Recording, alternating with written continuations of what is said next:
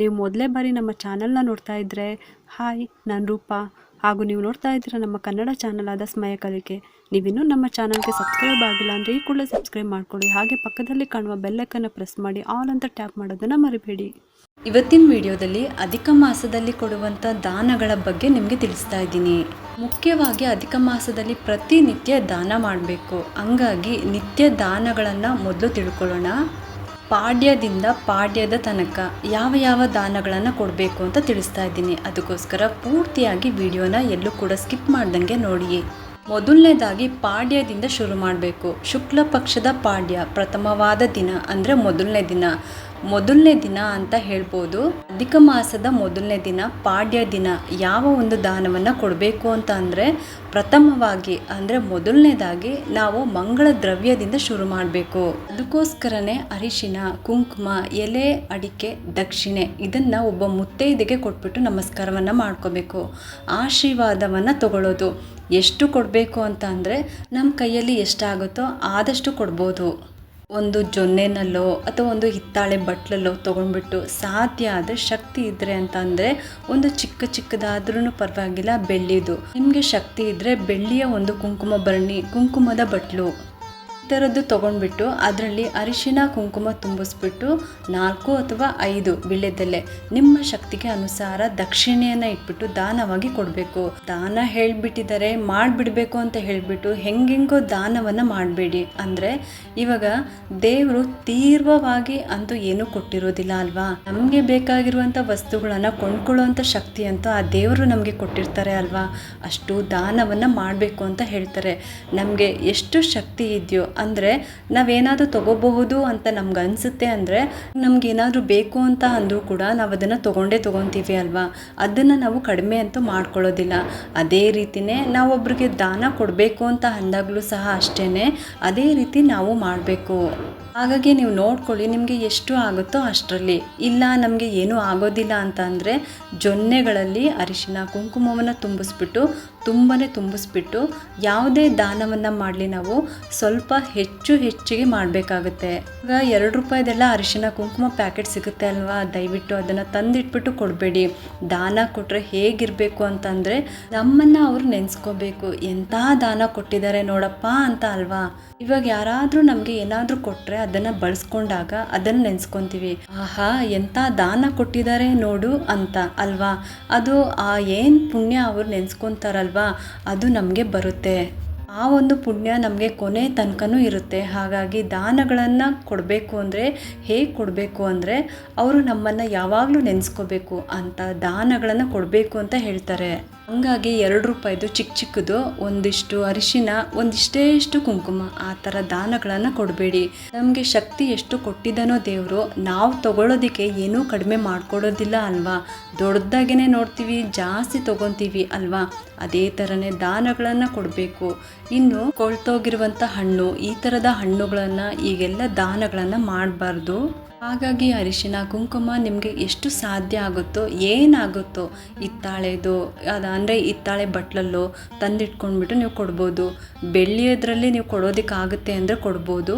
ನಿಮ್ಮ ಅನುಕೂಲ ತಕ್ಕ ಹಾಗೆ ನೋಡಿಕೊಂಡು ಅರಿಶಿನ ಕುಂಕುಮ, ಎಲೆ, ಅಡಿಕೆ 4 ಅಥವಾ 5 ವೀಳ್ಯದೆಲೆನ ಕೊಡಬೇಕು. ಯಾವಾಗಲೂ ದಾನ ಕೊಡೋದೇ ಆಗಿರಲಿ, ದೇವರಿಗೆ ನೈವೇದ್ಯಕ್ಕೆ ಇಡೋದೇ ಆಗಿರ್ಬೋದು 5 ಅಥವಾ 4 ತುಂಬ ಶ್ರೇಷ್ಠ. ಹಾಗೆ ದಕ್ಷಿಣೆ ಸಹಿತವಾಗಿ ದಾನವನ್ನು ಕೊಡಬೇಕು. ಮತ್ತು ಯಾವುದೇ ದಾನವನ್ನು ಕೊಡಬೇಕಾದ್ರೂ ಸತ್ಪಾತ್ರರಿಗೆ ದಾನವನ್ನು ಕೊಡಿ. ಇದನ್ನು ನಾನು ಪ್ರತಿ ಸಲ ಕೂಡ ಹೇಳ್ತಾ ಇರ್ತೀನಿ. ಸತ್ಪಾತ್ರರು ಅಂತ ಅಂದರೆ ಶಾಸ್ತ್ರ ಜ್ಞಾನವನ್ನು ಬಲ್ಲವರು, ಆಚಾರ ವಿಚಾರಗಳನ್ನು ಮಾಡೋರು ಅಥವಾ ಎಲ್ಲ ತಿಳಿದಿರೋರು. ನಿಮಗೆ ಗೊತ್ತಾಗುತ್ತೆ ಅಲ್ವಾ, ಇವನ್ನ ನೋಡಿದ್ರೆ ಕೈ ಮುಗಿಬೇಕು ಅಥವಾ ಅವರ ಆಶೀರ್ವಾದ ಪಡಿಬೇಕು ಅಂತ ಅನಿಸುತ್ತಾ ಇರುತ್ತೆ. ಅಂಥವರಿಗೆ ದಾನವನ್ನು ಕೊಡಬೇಕು. ಪಾಡ್ಯ ದಿವಸ ಅರಿಶಿನ ಕುಂಕುಮ, ಎಲೆ, ಅಡಿಕೆ, ದಕ್ಷಿಣೆ ಇದನ್ನು ಮುತ್ತೈದೆಗೆ ದಾನವಾಗಿ ಕೊಡಬೇಕು.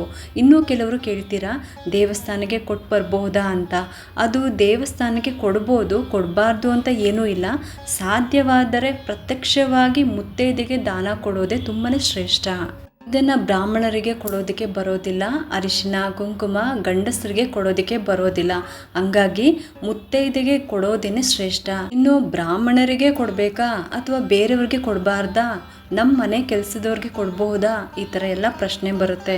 ಈ ಪ್ರಶ್ನೆಗೆ ನಿಮ್ಮ ಮನಸ್ಸಿನಲ್ಲಿ ಹೇಗೆ ಅನಿಸುತ್ತೋ ಆ ಥರ ನೀವು ಮಾಡಬೇಕಾಗುತ್ತೆ. ಹೀಗೆ ಇಂಥವ್ರಿಗೆ ಬ್ರಾಹ್ಮಣರಿಗೆ ಕೊಡಬೇಕು ನೀವು ಅಂತ ಏನಾದರೂ ನಾನು ಹೇಳಿದ್ರೆ ಅದಕ್ಕೇನಾದರೂ ಒಂದು ನೆಗೆಟಿವ್ ಆಗಿ ಹೇಳೋರು ಕೂಡ ಇರ್ತಾರೆ ಅಲ್ವಾ. ಅದಕ್ಕೋಸ್ಕರ ಹೇಳ್ತಾ ಇದ್ದೀನಿ, ಸತ್ಪಾತ್ರರು ಅಂಥವ್ರಿಗೆ ದಾನವಾಗಿ ಕೊಡಬೇಕು. ಕೆಲವೊಂದು ಧರ್ಮ ಸೂಕ್ಷ್ಮಗಳು ಈ ರೀತಿ ಇರುತ್ತೆ, ಅದನ್ನು ನಾವು ಬಿಡಿಸಿ ಹೇಳೋದಿಕ್ಕಾಗಲ್ಲ. ನಾನು ಹಾಗೆ ಹೇಳಿದ್ರು ಕೂಡ ತಪ್ಪಾಗುತ್ತೆ. ಇವ್ರು ಏನಪ್ಪ ಈ ಥರ ಅಂತ ಅನಿಸುತ್ತೆ. ಕೆಲವೊಂದ್ಸಲಿ ಆ ಥರ ಮಾತಾಡೋದಕ್ಕೂ ಬರೋದಿಲ್ಲ. ಅದಕ್ಕೋಸ್ಕರ ಹೇಳ್ತಾ ಇದ್ದೀನಿ, ಪಾತ್ರರಿಗೆ ಕೊಟ್ಟರೆ ತುಂಬಾ ಶ್ರೇಷ್ಠ, ಅಷ್ಟೇ ಫಲ ನಮಗೆ ಸಿಗುತ್ತೆ. ಇನ್ನು ಬಿದಿಗೆ ದಿವಸ ಅಂದರೆ 2ನೇ ದಿವಸ ಕುಂಕುಮ ಅರಿಶಿನ, ಎಲೆ ಅಡಿಕೆ ದಕ್ಷಿಣೆ. ಅರಿಶಿನ ಕುಂಕುಮ ಫಸ್ಟು, ನಂತರ ಕುಂಕುಮ ಮೊದಲು. ಕುಂಕುಮ ಅರಿಶಿನ ಎರಡೂ ಒಂದೇ, ಆದರೆ 2ನೇ ದಿನ ಕೊಡೋದು ತುಂಬಾ ಶ್ರೇಷ್ಠ ಅಂತ ಹೇಳಿದ್ದಾರೆ. ಕುಂಕುಮ ಮತ್ತು ಅರಿಶಿನ ಮತ್ತು ವಿಳೆದೆಲೆ ಅಂದರೆ ವಿಳೆದೆಲೆ ಅಡಿಕೆ ಇದೇ ಥರನೇ ಮುತ್ತೈದೆಗೆ ದಾನವಾಗಿ ಕೊಡೋದು. ಬರೀ ಇಷ್ಟೇ ಕೊಡಬೇಕು ಅಂತ ಏನೂ ಇಲ್ಲ. ಹೂವು ಕೊಡ್ಬೋದು. ಮುತ್ತೈದೆಗೆ ಅರಿಶಿನ ಕುಂಕುಮ ಕೊಟ್ಟ ಮೇಲೆ ಹೂವು ಕೊಡೋದು ಪದ್ಧತಿ. ಹೂ ಕೊಟ್ಬಿಟ್ಟು ಈ ದಾನವನ್ನು ಕೊಡ್ಬೋದು. ನಂತರ ತದಿಗೆ ದಿವಸ ಕೊಬ್ಬರಿ ಸಕ್ಕರೆ ಕಲಸಿ ಕೊಡೋದು ಕೆಲವೊಬ್ಬರು ಮಾಡ್ತಾರೆ ಆ ಥರ. ಅಥವಾ ಒಣಕೊಬ್ಬರಿ ಬೇರೆ ಸಕ್ಕರೆ ಬೇರೆ ಆಗಿ ಕೊಡ್ತಾರೆ. ನಿಮ್ಮ ಅನುಕೂಲ ಹೇಗಾದರೂ ಮಾಡ್ಬೋದು. ಕೊಬ್ಬರಿ ಸಕ್ಕರೆ ಮಿಕ್ಸ್ ಮಾಡಿ ಕೊಟ್ಬಿಟ್ರೆ ಅದು ಕೆಲವರು ಮನೆಯಲ್ಲಿ ತಿಂತಾರೆ, ಕೆಲವರು ಮನೆಯಲ್ಲಿ ತಿನ್ನೋದಿಲ್ಲ. ಅದು ಸುಮ್ಮನೆ ವೇಸ್ಟ್ ಆಗಿಬಿಡುತ್ತೆ. ವೇಸ್ಟ್ ಮಾಡೋದು ಬದಲು ಅದಕ್ಕೆ ನಿಮಗೆ ಸಾಧ್ಯ ಆದರೆ 1 ಅಥವಾ 2 ಕೊಡೋದು ಉತ್ತಮ. 2 ಒಣ ಕೊಬ್ಬರಿ ಚಿಕ್ಕದು ತೊಗೊಂಡ್ಬಿಟ್ಟು ಸಕ್ಕರೆನ ಒಂದು ಅರ್ಧ kg ಅಥವಾ 1 kg ಅಷ್ಟು ಸಕ್ಕರೆನ ಇಟ್ಬಿಟ್ಟು ದಕ್ಷಿಣೆ ಸಹಿತ ದಾನವಾಗಿ ಕೊಡೋದು. ನಂತರ ಚೌತಿ ದಿವಸ ನಿಂಬೆಹಣ್ಣು ಸಕ್ಕರೆ ಏಲಕ್ಕಿ ಇದನ್ನು ದಾನವಾಗಿ ಕೊಡಬೇಕು. ಆ್ಯಕ್ಚುಲಾಗಿ ಹೇಳಬೇಕು ಅಂತಂದರೆ ಪಾನಕ ದಾನ ಅಂತ ಇರೋದು. ಪಾನಕ ಮಾಡಿಬಿಟ್ಟು ದಾನವಾಗಿ ಕೊಡೋದು. ಕೆಲವೊಬ್ಬರು ಮಾಡಿರೋದನ್ನ ಕುಡಿಯೋದಿಲ್ಲ, ತಿನ್ನೋದಿಲ್ಲ. ಮಡಿ ಮೈಲಿಗೆ ಆಚಾರ ವಿಚಾರಗಳನ್ನು ಮಾಡೋರು ಆ ರೀತಿಯಾಗಿ ತಗೊಳ್ಳೋದಿಲ್ಲ, ಪಾನಕವನ್ನು ತಗೊಳ್ಳೋದಿಲ್ಲ. ಹಾಗೇನಾದರೂ ತೀರಾ ಮಡಿ ಮಾಡ್ತಾರೆ ಅಂತ ಅನಿಸಿದ್ರೆ ಪಾನಕ ಕೊಡೋದು ಕಷ್ಟ ಆಗುತ್ತೆ. ಅದಕ್ಕೋಸ್ಕರ 2 ನಿಂಬೆಹಣ್ಣು ಒಂದು ಅರ್ಧ kg ಅಷ್ಟು ಸಕ್ಕರೆ ಅಥವಾ 1 kg ಅಷ್ಟು ಸಕ್ಕರೆ ಕೊಡ್ಬೋದು. 2, 3, ಒಂದಷ್ಟು 5 ಏಲಕ್ಕಿ ಇದಿಷ್ಟನ್ನು ಒಂದು ಕವರ್ನಲ್ಲಿ ಹಾಕಿಬಿಟ್ಟು ದಕ್ಷಿಣೆ ಸಹಿತವಾಗಿ ದಾನವಾಗಿ ಕೊಡ್ಬೋದು. ಇನ್ನು ಪಂಚಮಿ ದಿವಸ ಅಕ್ಕಿ ಎಲೆ ಅಡಿಕೆ ದಕ್ಷಿಣೆ. ಬರೀ ಅಕ್ಕಿ ಅಷ್ಟೇನಾ? ಅಕ್ಕಿ ಒಂದು ಅರ್ಧ kg ಅಥವಾ 1 kg ಕೊಡಬೇಕು. ನೀವೇನೇ ದಾನ ಕೊಟ್ಟರು ಒಬ್ಬ ಮುತ್ತೈದೆ ಆದ್ರೂ ಊಟ ಮಾಡಬೇಕು, ಅಷ್ಟು ಕೊಡಬೇಕಾಗತ್ತೆ ಅಂತ ಹೇಳ್ತಾರೆ. ಕೆಲವರು ಹುಡಿ ಅಕ್ಕಿ ಅಂದರೆ ಉಡ್ಲಕ್ಕಿನ ತುಂಬಿಟ್ಟು ಇಡ್ತಾರೆ, 1 ಪಾವು ಅಥವಾ ಅರ್ಧ ಪಾವು ಈ ಥರ. ಅದು ಯಾವುದಕ್ಕೂ ಬರೋದಿಲ್ಲ. ಆ ಥರ ತುಂಬಿಸ್ಬಿಟ್ಟು ಇಡ್ತಾರೆ. ಹಾಗೆ ಮಾಡಬಾರ್ದು. ಒಬ್ಬ ಮುತ್ತೈದೆಗೆ ಹೇಳಬೇಕು ಅಂತ ಅಂದರೆ ಶಾಸ್ತ್ರದ ಪ್ರಕಾರ ದಂಪತಿಗಳು ಗಂಡ ಹೆಂಡತಿ ಊಟ ಮಾಡುವಷ್ಟು ಕೊಡಬೇಕು ಅಂತ ಹೇಳ್ತಾರೆ.